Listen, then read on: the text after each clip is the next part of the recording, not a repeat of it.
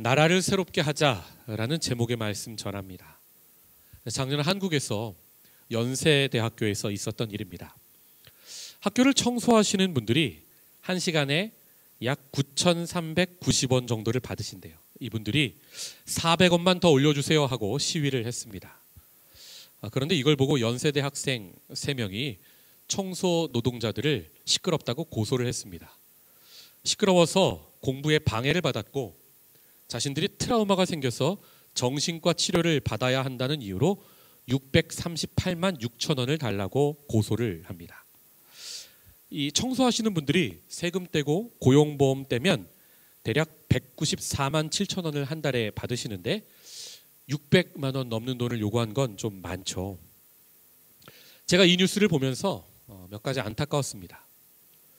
먼저 청소하시는 분들은 공부하는 학생들 생각해서 도서관이 아니라 총장실이나 관계자분들 앞에서 시위했다면 어땠을까요? 또 그 3명의 학생들은 바로 고소할 것이 아니라 대화와 소통을 먼저 했으면 어땠을까요? 똑똑하고 법을 잘 알 테니 청소 노동자들의 상황을 잘 먼저 살펴서 총장님과의 면담을 추진한다거나 용역업체의 부당한 실태를 알리고 법적인 도움을 자문을 해줬다면 어땠을까요? 실제로 이 용역업체가 400원 올려달라는 시급 올려주라는 서울지방노동위원회의 명령을 안 듣고 있었거든요. 그러니까 억울한 상황이 있었던 겁니다. 성도 여러분, 시간이 갈수록 사람과 사람 사이에 공감보다는 고소와 고발이 늘어만 갑니다. 다들 자기 먹고 살기 바빠서 주변을 돌아볼 여유가 없어지나 봅니다. 제가 이걸 보고 한 가지 실험이 떠올랐습니다. 1964년 심리학자 줄스 마서먼이라는 사람이 원숭이 2마리를 가지고 공감에 관한 실험을 합니다. 한 곳에는 줄을 잡아당기면 먹이가 나오도록 장치를 하고 다른 곳에는 그 줄을 한쪽에서 잡아당기면 강한 전기 충격이 오도록 장치를 합니다. 그리고 양쪽이 서로 잘 보이게 원숭이를 한 마리씩 둡니다. 먼저 먹이를 본 원숭이가 먹으려고 줄을 잡아당기자 먹이가 나왔는데 문제는 다른 쪽 원숭이가 심한 전기 충격으로 쓰러지는 것을 보았어요. 여기서 퀴즈. 이 원숭이가 줄을 다시 잡아당겼을까요? 아니요. 자기가 잡아당긴 줄 때문에 동료 원숭이가 전기 충격을 받는 것을 본 그 원숭이는 줄을 잡아당기지 않았습니다. 무려 12일 동안이나 줄을 잡아당기지 않고 그리고 그대로 굶어 죽었습니다. 짐승도 눈앞에 있는 존재의 아픔에 공감할 줄 알죠. 때로 짐승이 인간보다 나아 보일 때가 있습니다. 여러분, 잘 믿을 수 없는데 학자들이 말하기를 우리 인간은요 다른 동물들보다 평균적으로는 공감 능력이 더 발달한 존재래요. 믿어지십니까? 하나님의 형상으로 지음받은 우리가 원숭이보다 못하면 안 되겠죠. 하나님의 형상에는 여러 가지 의미가 있는데 공감하며 공동체를 이루는 존재라는 의미가 있습니다. 우리 하나님은 성부와 성자와 성령 세 분이 온전히 하나이시면서 동시에 셋이 되는 신비로운 분이시죠. 서로가 서로에게 온전히 공감해서 하나가 될 때만 가능한 것이 삼위일체입니다. 하나님은 우리 사람도 그렇게 공감하는 존재로 창조를 하세요. 타락하기 전 인간은 서로에게 공감을 참 잘했습니다. 아담이 하와를 처음 만났을 때 이는 내 살 중에 살이요 뼈 중에 뼈로다 감탄을 하죠. 완전히 나와 다른 타자를 또 다른 나로 공감하고 받아들입니다. 둘이 아니요 하나라는 뜻이죠. 그런데 선악과를 먹고 하나님 말씀에 불순종해서 죄가 악이 사람에게 들어오면 어떻게 됩니까? 완전히 분위기가 바뀌어요. 하나님이 나한테 만들어주신 저 여자가 나한테 줘서 내가 선악과를 먹었습니다 하며 원망을 합니다. 책임을 전가합니다. 그리고 분열합니다. 더 나아가 하나님까지 원망하면서 하나님으로부터도 우리 인간이 완전히 멀어지죠. 즉 죄는 우리에게서 가장 첫 번째 뭘 합니까? 공감하는 능력을 빼앗아가는 거예요. 그 공감 능력을 빼앗긴 우리는 관계가 파괴되는 거예요. 관계의 파괴로 인해 우리는 공동체가 무너지는 것을 봅니다. 그런데 우리 죄인이 예수를 나의 주님으로 영접하고 우리가 성령을 받으면 그 잃었던 공감을 다시 시작하게 되는 거예요. 먼저 우리는 하나님의 마음의 공감을 시작합니다. 그전에는 성경만 피면 졸립기만 하던 사람이 성령 받으면 성경을 읽다가 밤도 샙니다. 할렐루야. 그런 역사가 있으시길 축복합니다. 설교 시간에 지루해서 하품만 나오던 사람이 아니 목사님이 지난주 내 삶을 어떻게 하시고 지금 나한테 말씀하시는 거지 하면서 나를 향한 하나님의 음성도 듣게 됩니다.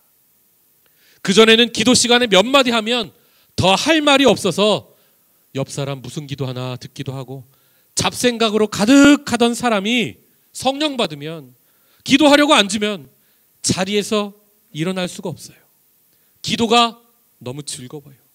10분 기도한 줄 알았는데 어느새 시계 보니까 1시간이 지나 있어요. 내 기도 하나님이 들으시는 거 이제는 믿게 되는 거죠. 그 전에는 찬송가 오래 부르면 짜증내던 사람이 이런 거죠. 앞에서 인도자가 후렴 반복하거나 다시 1절로 돌아가면 막 화가 나던 사람이, 여러분 우리 안성원 집사님 미워하지 마세요. 성령 충만해서 다시 1절로 돌아가시는 거예요. 그런 분들이 다시 성령 받으면 성령 충만하면 찬송을 부르다가 나도 모르게 눈물도 흘러요. 이 모든 역사는 성령께서 하시는 거예요. 성령께서 하나님 마음에 공감하도록 찬양 부르는 그 가사 하나에 공감이 되도록 우리의 마음을 여시고 인도하시는 거죠. 여러분 성령 충만하면 하늘의 것에만 공감하는 게 아닙니다. 이 땅의 문제들에도 우리가 민감하게 공감하기 시작해요. 예수님께서는 이 땅에 오셔서 아니 도대체 사람들은 왜 이 모양 이 꼴이야? 불평하지 않으셨어요. 사람들 이 모양 이 꼴인 그것을, 그 문제를 자기 사명으로 받아주세요. 그래서 십자가를 지시죠. 여러분 이 세상에서 가장 아름다운 공감은요 십자가예요. 우리도 마찬가지입니다. 우리가 성령 받으면 아니 우리 집안은 왜 이 모양이야? 우리 회사는 왜 이 모양 이 꼴이야? 우리 교회는 이게 문제야 생각하던 사람들이 성령 충만해지면 그 불평하던 문제들에 아 내가 대안이 되어야 하는구나, 그 문제에 대한 사명을 받게 돼요. 여러분 이게 바로 공감입니다. 그러니까 문제가 아니에요. 공감이 문제예요.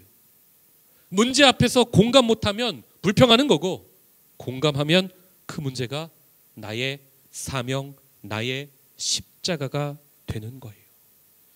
오늘 본문도 바로 그런 공감의 내용입니다. 사무엘상 11장 1절이죠.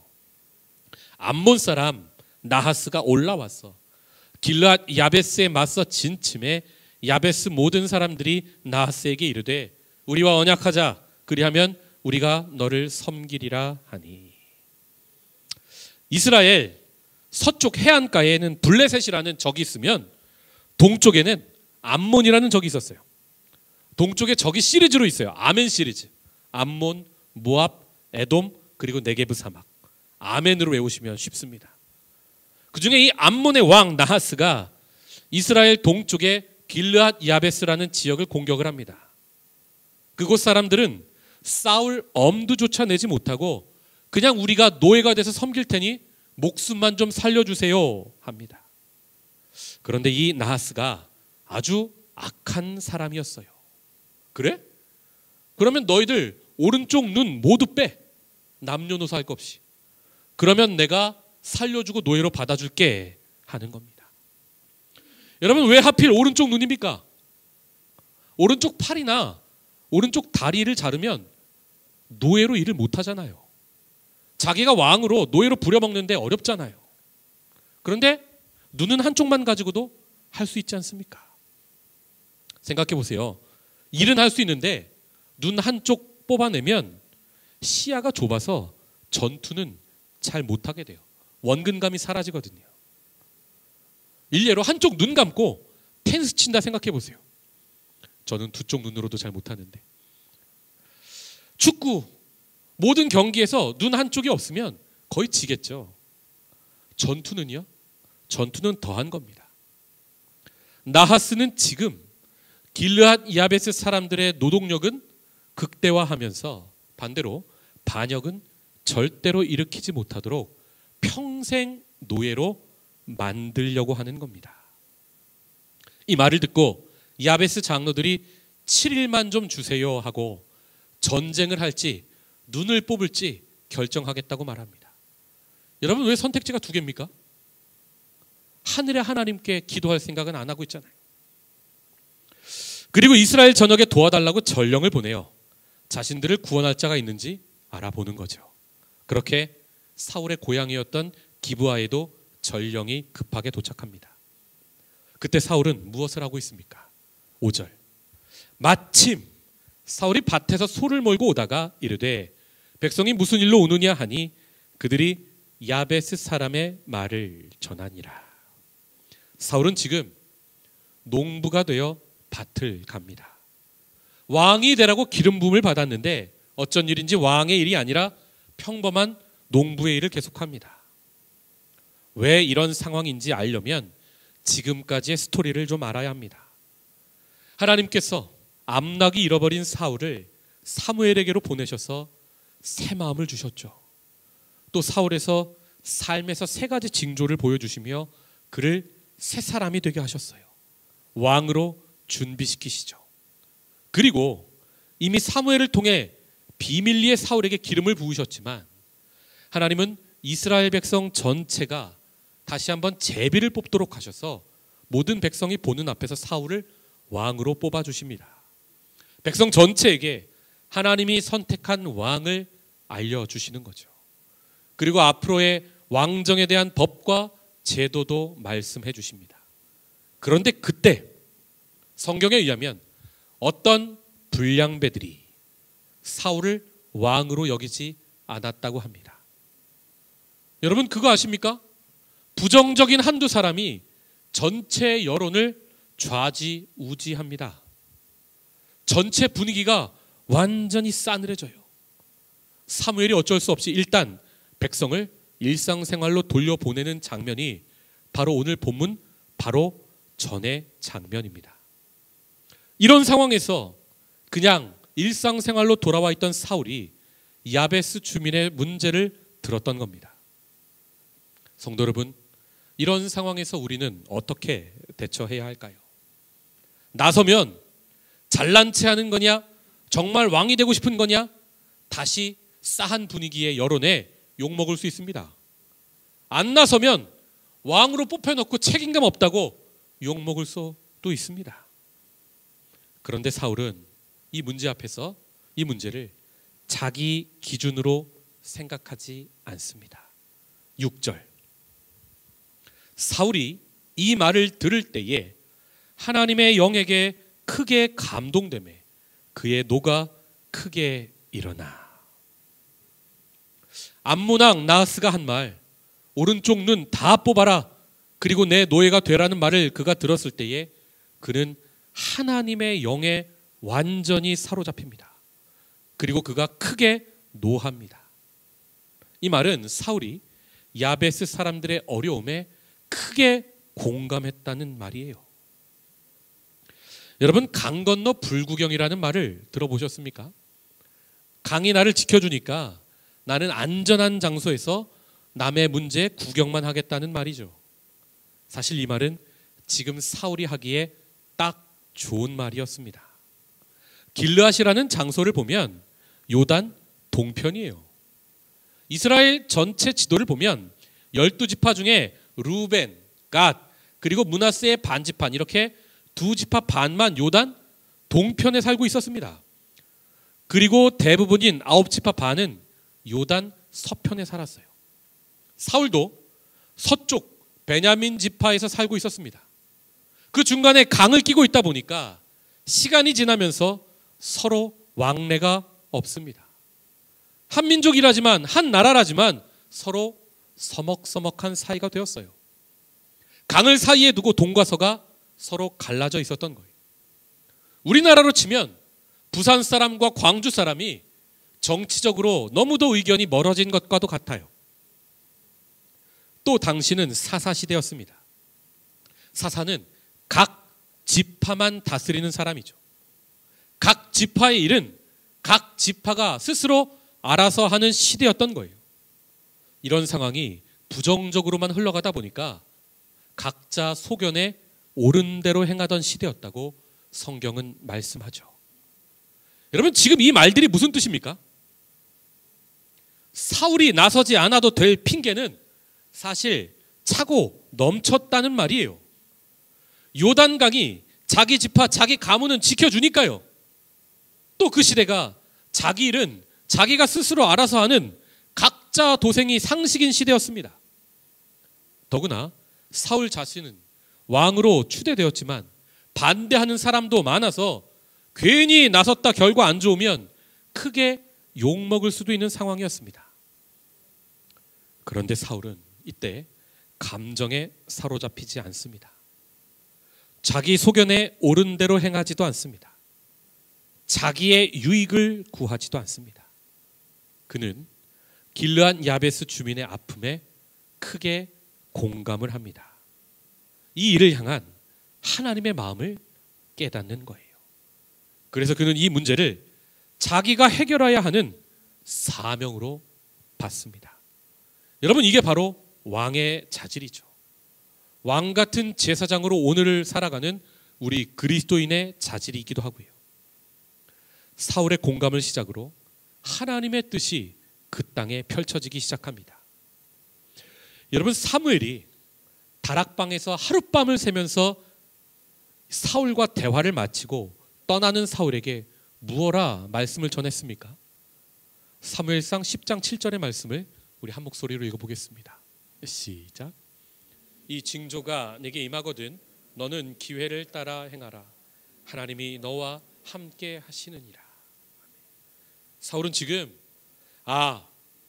바로 이 문제가, 바로 지금이 내가 하나님이 주신 사명을 감당할 바로 그 기회구나. 하나님이 바로 이때를 위해서, 이 문제를 위해서 나에게 새 마음도 주셨고 징조를 통해 새 사람 되게 하셨구나. 감동이 왔던 거예요. 하나님이 지금 나와 함께 하신다는 것을 사울이 깨닫습니다.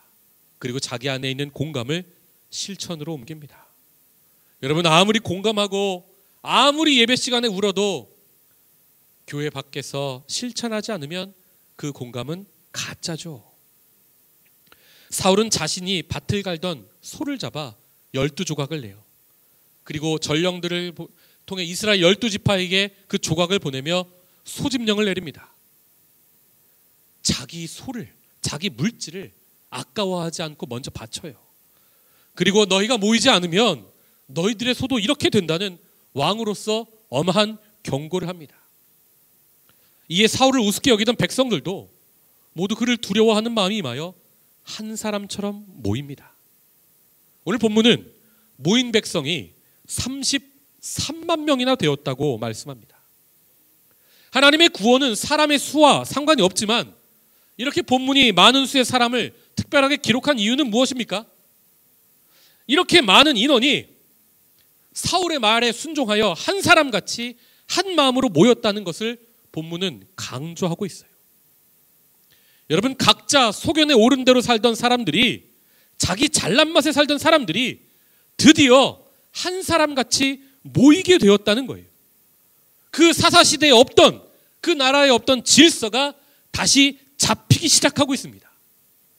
하나님의 구원은 이렇게 전쟁 전부터 이미 시작이 되고 있는 거예요. 사울이 문제를 피하는 것이 아니라 그 문제를 적극 공감하면서부터 이미 문제가 해결되고 있는 것입니다. 여러분, 그런데 공감을 혹은 성령 충만을 감정적인 것으로만 이해하시면 안 돼요. 오늘 본문의 사울은요, 지략을 써서 전략으로 싸웁니다. 그 33만의 인원을, 부대를 셋으로 나누고 새벽에 암몬을 기습합니다. 우리 장점을 부대를 나눠 극대화하고 반대로 적이 가장 약한 시간을 골라 공격하는 거예요. 11절. 이튿날 사울이 백성을 3대로 나누고 새벽에 적진 한가운데로 들어가서 날이 더울 때까지 암몬 사람들을 치매 남은 자가 다 흩어져서 둘도 함께 한 자가 없었더라. 아멘. 여러분, 이렇게 오른 눈 다 빼면 내가 너희를 노예로 삼아줄게 하면서 오만하게 하나님의 나라를 공격했던 암몬 왕 나하스는 대패합니다. 그리고 이스라엘은 하나님께서 사울을 통해 베푸신 그 큰 구원을 맛보게 되는 거예요. 전쟁이 승리로 끝나고 이스라엘 백성이 사무엘에게 가서 이런 이야기를 합니다. 사무엘 사사님, 사울이 왕 되는 것을 반대하던 사람들을 우리가 다 죽이겠습니다. 허락해 주십시오. 여러분, 바로 전엔 반대했었잖아요. 이렇게 사람 마음이 냉탕과 온탕을 왔다 갔다 하고 변하는 거예요. 이 말을 들은 사울은 하나님이 베푸신 구원의 날에, 이 기쁜 날에 우리가 함부로 사람을 죽이지 맙시다 하면서 자기를 반대하던 사람들까지도 품어냅니다. 여러분, 사울이 처음에는 이렇게 멋있는 사람이었어요. 이처럼 하나님의 영에 감동되면 사람은 깨닫게 돼요. 하나님이 왜 자기를 통해 구원을 베푸시는지, 하나님의 구원의 목적이 무엇인지, 왜 나를 사용하시는지를 아는 거예요. 사울은 지금 단순히 암몬 왕에서 야베스 사람만 구하기 위함이 아니라 이 나라 전체를, 자기를 반대하는 사람들까지도 하나님 앞에서 하나로 모으시기 위해 자기를 사용하셨음을 사울은 알았던 겁니다. 이처럼 사울은 사람의 문제만이 아니라 더 나아가 하나님의 마음에까지 공감하고 있었던 것입니다. 성도 여러분, 이것이 바로 사명자의 공감입니다. 이것이 바로 오늘을 사는 우리 그리스도인의 공감이 되어야 하는 것이죠. 사울을 통해 하나님의 큰 구원을 이스라엘이 맛보고 하나가 되자 사무엘이 너무 기뻐서 이런 말을 합니다. 우리 14절의 말씀을 한 목소리로 읽겠습니다. 시작. 사무엘이 백성에게 이르되 오라, 우리가 길갈로 가서 나라를 새롭게 하자. 아멘. 여러분, 길갈은 어떤 곳입니까? 여호수아를 장군 삼아서 출애굽 2세대들이 가나안 정복 전쟁을 펼칠 때 사령부가 있었던 곳입니다. 그러니까 각자 소견에 옳은 대로 행하던 시대 이전에 그들이 하나님 앞에서 하나로 모였던 곳이 바로 길갈입니다. 그리고 길갈은 이스라엘 백성이 하나님 앞에서 할례를 행했던 곳이죠. 40년간 광야에서 할례를 행할 수 없으니까. 구약의 할례는 신약 시대의 세례입니다. 세례는 죄인인 나는 완전히 죽고 물에서 올라왔을 때 예수님과 함께 새로운 존재로 다시 태어나는 예식이죠. 그러니까 지금 길갈에 모이자 하는 말은 이전에 우리의 모습은 다 버려버리고 다시 하나님 앞에서 이스라엘이 새로운 나라로 태어나자는 초청입니다. 거듭남에 대한 이야기죠. 그렇게 사무엘을 통해서 이스라엘을 다시 부르시는 하나님의 음성에 백성이 반응합니다. 본문 15절의 말씀도 함께 읽겠습니다. 시작. 모든 백성이 길갈로 가서 거기서 여호와 앞에서 사울을 왕으로 삼고 길갈에서 여호와 앞에 화목제를 드리고 사울과 이스라엘 모든 사람이 거기서 크게 기뻐하니라. 여러분, 지금까지, 바로 이 전까지 백성들은요, 마음에서 이미 하나님을 버렸었어요. 하마터면 하나님 없이 시작할 뻔했던 왕의 시대가 이렇게 해서 하나님 앞에서 하나님과 함께 왕의 시대를 시작하게 되었던 거예요. 여러분, 얼마나 기쁩니까? 얼마나 감사합니까? 하나님은 이 장면을 기대하시며 지금까지 사울을 준비시키셨던 거예요. 사울에게 은혜를 베푸셔서 새 마음도 주셨고 징조를 통해 새 사람으로 변화시키셨던 거예요.